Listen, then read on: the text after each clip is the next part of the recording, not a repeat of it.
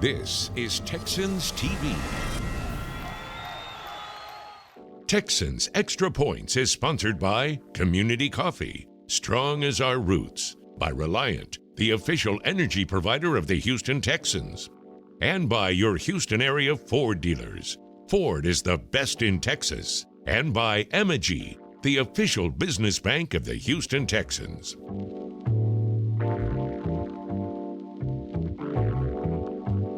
I mean, can you really believe this? Can you believe we're here? The Texans are in the second round of the playoffs when if you rewind a year, remember where we were? This is Texans Extra Points. We're here right now. I'm Drew Dougherty. I'm your host, and I got my two pals, Cody Stoots of Houston Football, Brandon Scott of SportsRadio 610. Fellas, we've got a lot to discuss. You ready? A lot can change in a year. A lot can change in 120 some odd days. And that's what it's been since week one. Man, just a lot can change just in a couple of weeks. Yeah. Man, what a difference just a couple of weeks make, much less a year. Yeah, last time we were here, it was a little different story, but we'll get into that in a moment because we got to get quick hits out of the way. We got to tell you what's happening on today's show because later on, we've got two keys to a Texans victory apiece at Baltimore. Plus, we've got a Texan to watch in this matchup with the Ravens in the divisional playoff. And I'm going one-on-one with a very key Texan, Jonathan Greenard. He led the team in sacks with 12.5 in the regular season. He was part of that posse that went after and got Joe Flacco last weekend. And we've got a telestrator with John Harris breaking down a C.J. Stroud to Dalton Schultz touchdown last week. But let's begin, fellas. History says the Texans have no shot. They've never won in Baltimore. They've never won a second playoff game in a season. They're 9-point underdogs, but tell me, how come history's wrong on this one? History's wrong because C.J. Stroud's never been a part of those games. You think about the first ever road playoff game for this organization, it was Baltimore.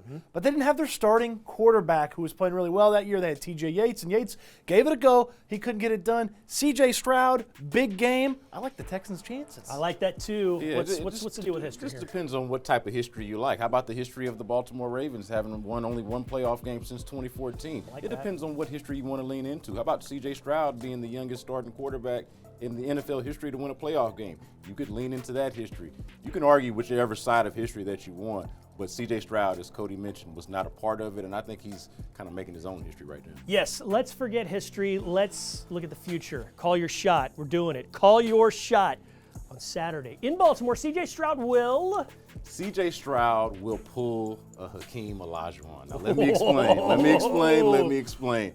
It's not apples to apples comparison. I understand that Lamar Jackson won't be getting his MVP trophy right there at the stadium the way David Robinson got his in 1995. And I understand C.J. Stroud didn't win the MVP the year before as Hakeem Olajuwon had because, well, C.J. Stroud wasn't in the NFL last year. But it's kind of close because he's going to go up and show up the MVP, the NFL MVP, and have a game that is on par with that same player. We're going to get to you in a moment, but when we can kick it mid-90s style on this program, we are going to do it every single time. I love that. That's great. Let's proceed. Call your shot. C.J. Stroud will thrill. That's what he does at this portion of the season. You think back to the college football playoff. You think back to basically the playoff game against the Indianapolis Colts, even though it was the regular season. It was win or go home. Win or go home last week. C.J. Stroud took care of his business. Win or go home, C.J. Stroud's going to thrill on the field in Baltimore.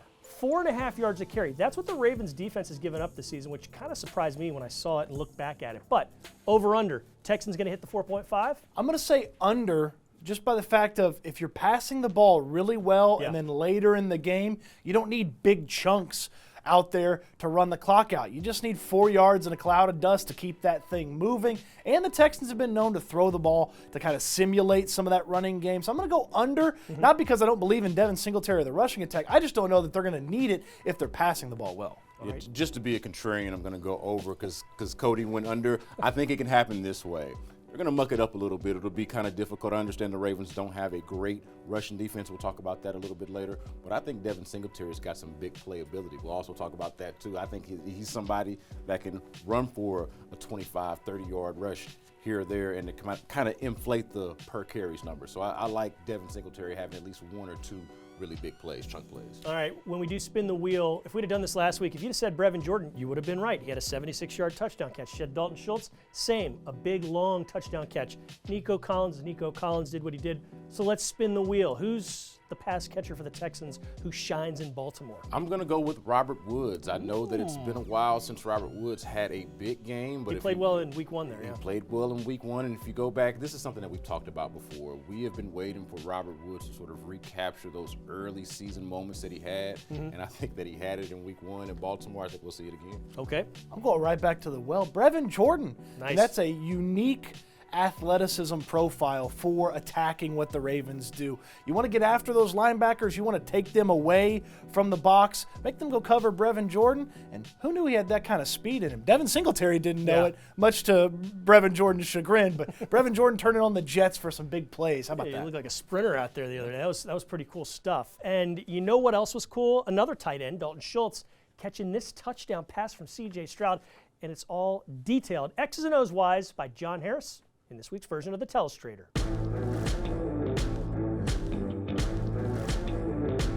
Late in the first half, Texans up 3. Played a really good first half thus far against the Browns. Can they put big points up on the board with 1:48 left? Yes, on this play. The first play right here to Dalton Schultz. It's awesome. I love this play for so many different reasons. So what you're going to get here is a lot of smoke and mirrors. You're going to get Andrew Beck in motion. You're going to get Mechie going back this way. You got a lot of things for the defense to see here, a lot of eye candy. But basically, this turns into C.J. Stroud, fake here, boot to the right. Now, when you run a typical bootleg, it ends up being kind of a 3-level concept. You're going to get one guy out here in the flat. You're going to get one guy here on a crosser, and you're going to get one guy here. 3-level kind of flood concept, typically, right? Well, guess who knows that? These guys. They know it. Now, that becomes key, and you'll see why in a second. So, the Browns here are trying to match these routes, okay? So, what you're going to get here is exactly that. You're going to get Mechie here. You're going to get Nico on the crosser here. And Nico's caught this pass a number of times. The key here are these 3 guys, okay? Because what's going to happen is Newsome is going to go with Nico. Knowing that there's no other receiver back over here, Newsome feels like, hey, I can close this space down and maybe help on something that ends up over here. Thornhill is going to jump Nico immediately. So when Thornhill sees Nico on the crosser, boom, he's here. Even though he's got a corner there that can help, he knows that corner against this concept is going to kind of be in a high-low situation. So Thornhill is going to help on Nico, okay? But here's the route right here. Hickman, the rookie, at safety. Dalton's going to come up here, and he's going to bend this because that's what this route should be, right? 3-level concept with the boot. Hickman, when Schultz opens up that way, watch Dalton open. See how he turns? He kind of bends the route that way. He gets Hickman to bite. And then, boom, he's coming back this way. Now, what's the problem with Newsome? When Newsome passed off that route to Nico, Newsome is too far over this way. Newsome should have been crosser, crosser, crosser, bend it back, and then as Dalton came back this way, he should have played underneath it with Hickman over the top. Newsome's too far out of position. CJ knows it. He throws the ball to the spot, and Dalton's going to go make the catch. This is fantastic. Smoke and mirrors, taking something that you do, a bootleg, tweaking it just a little bit with this corner post route, getting him turned around. He's in the wrong spot, and now look at all this time. Look at all this time. I mean, boom. That's a great throw, great concept. Touchdown Texans, 24-14. Go nuts. Dalton, kick the pylon. Thank you. What a performance it was for the offense, and what a play design that was, and execution by the offense.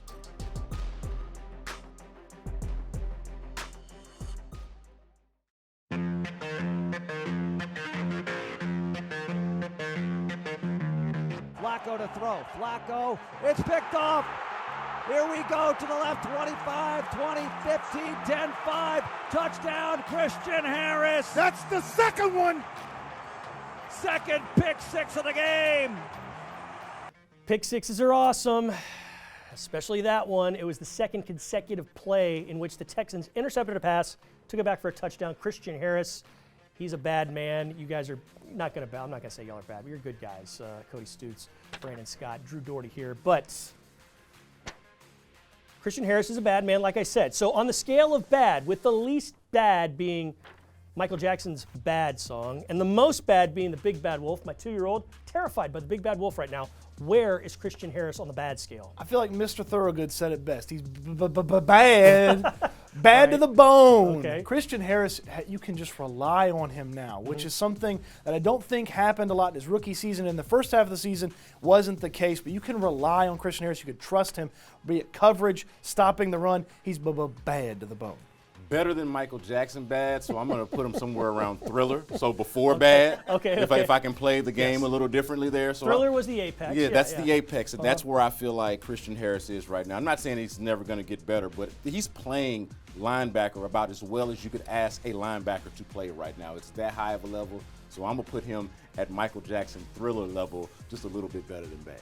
With human nature, some beat it, we'll make that work. I like that. That's a good one. Okay, we really need to give blank a shout out for his play on the Texans defense lately. Who needs to get a shout out right now? I'm going to give mine to Steven Nelson because I think that so much attention has been paid to Derek Stingley because he's playing at an otherworldly level. But on the other side there, you have Steven Nelson, a veteran who's been playing hurt a lot, who's come up and made big plays for you. Obviously, you had the pick six against the Browns that I think was a game changer. We talked about Christian Harris as well, those guys with the back-to-back pick sixes. I think Steven Nelson deserves a lot of credit. It's a good one. Who do you got? I'm staying with cornerbacks as well. Desmond King, since he's been back, go look at the box scores. And I don't want to be a box score bozo. Go look at the box scores. How often Desmond King is your leading tackler in a game. He is all over the place. They kind of ask him to do some of the dirty work from that slot cornerback spot. He's a guy that's not getting enough praise, and he's been playing fantastic since he made his way back to Houston. And he breakdanced on Joe Flacco yesterday, Saturday. So that was awesome. Saturday. It's Saturday.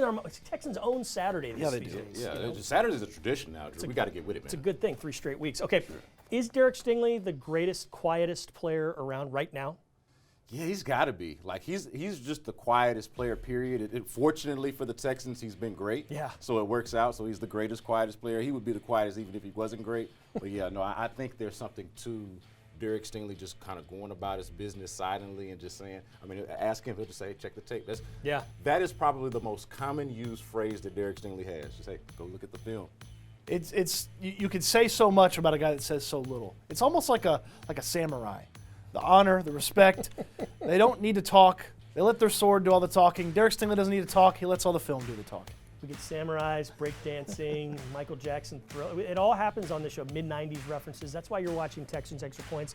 And you're also watching because I got a chance to go one-on-one with our sacks leader, Jonathan Greenard, the defensive end. This is a snippet of our conversation. Hope you enjoy. Defensive end Jonathan Greenard joins us now. Jonathan, this is an exciting time. Texans in the second round of the playoffs. Let's get into it. What was your welcome to the playoffs moment last week against the Browns here at NRG Stadium? Just walking out and seeing the fans when we ran out the tunnel. I think we've been here and we've seen the regular season games, and they show up, but they mainly show up in like the end of the first quarter going into the second quarter. People coming from tailgate. Everybody just getting on their own time. But this game, man, they were there packed out from the jump. And that's when, as soon as we're walking out the tunnel, we look and you see literally everything is just that environment. It's like that college environment again when it was on a Saturday game. That was amazing. I think I've been waiting on that feeling to get our foot in the playoffs and actually see how that environment is. That was one of the most best feelings I've been a part of since playing football in general. Last thing for me, I know you want to play every game here at home and it's loud and everything, but there's a little bit of you and the rest of your teammates that kind of relish going on the road and trying to shut a crowd up, right? I think you have that underdog mentality. It fuels you to go and to take everything on the road. The same thing you do at home, it makes you say, hey, let's take this, the same thing we did here, let's take this on the road and bring it there. We always come with a chip on our shoulder when it comes to away games. Whenever you play an away game, you always take that chip on your shoulder, understand you're walking in unwanted territory, hostile territory. So I'm excited. We're excited as well. January football has been a hell of a lot of fun. Jonathan Greenard, we appreciate the time. Best of luck against the Ravens and beyond. And we'll talk to you again very soon. Thank you, always.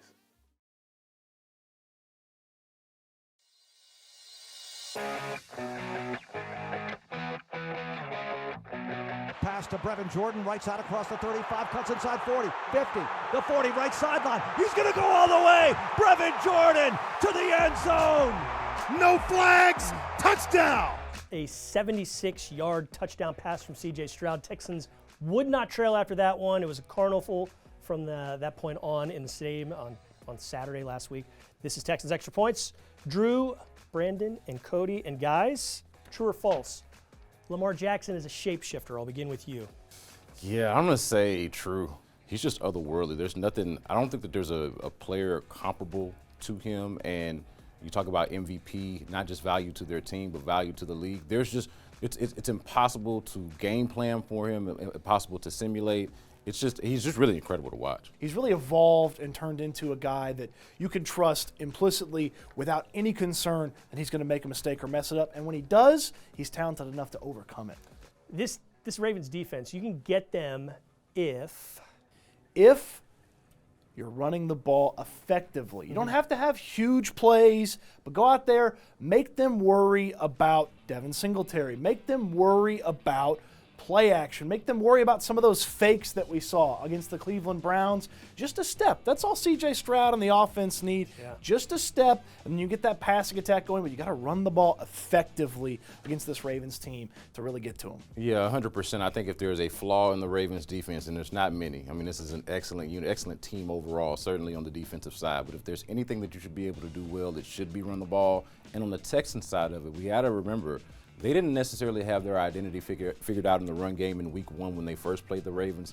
They do have it figured out now with a rhythm with Devin Singletary. This offensive line has been blocking its tail off lately. So I think that's the way, like Cody said, run the football. Yeah, it's pretty interesting. The Texans' first game out of the chute is against these guys, and it's almost like the baby deer that's trying to learn how to walk, and they've got 6 big bad wolves around them. So it's fun to see the juxtaposition. I can't wait to see what happens on Sunday because it's like you said, these teams have identities now. Okay, Texans to watch. Who's yours against Baltimore? I'm going with Derek Stingley. It feels like it's time for 24 to make a huge impact. Lamar tests him. All of a sudden, Derek Stingley's got the ball. All of a sudden, the Texans are on offense. All of a sudden, C.J. Stroud's scoring. Just a quick change. Turnovers will be humongous. One turnover could be the difference maker. I feel like it's time for Derek Stingley. Plus, he tackles really well from the cornerback spot. So when Lamar gets out there or when they do some of these short dump-off passes, Derek Stingley, you got to trust him. You got to rely on him. That's a good point you make about his tackling because, yes, he tackles wide receivers really well, but we saw him go up and thump and lift Derrick Henry, the running back from the Titans, off the ground a couple times in those 2 wins the Texans had earlier this year. He can tackle. That's an excellent point. Who's your Texan to watch? Yeah, we could go all over the place. Yeah. There are so many different ones, but I'm going to go with Jonathan Greenard because I do think that the pass rush is just going to be so important, and that there is an area where the Ravens offense can be had, right? It's rushing the passer. I understand Lamar Jackson is almost impossible, basically impossible to contain, but they're going to need their very best from guys like Jonathan Greenard and Will Anderson. Jonathan Greenard being their sack leader, he's somebody who I'm really expecting to get to the quarterback. I'm going to go with Christian Harris. It doesn't necessarily have to be a pick six. I'll take it, but he has been someone who has brought a lot of attitude, a lot of swagger, whatever you want to say, a lot of meanness, a lot of violence to the other team when he's been playing. He's a guy that kind of, you could say, you could fit him in right with the Baltimore Ravens defense. You got to be tough against these guys. This is a salty, salty team, both sides of the ball. You're going to need Christian Harris on Saturday in Baltimore. All right, you're going to need to watch Texans Extra Points after the break because we've got 2 keys to a Texans win that will get them into the AFC title game. That's right. We're coming right back. This is Texans Extra Points.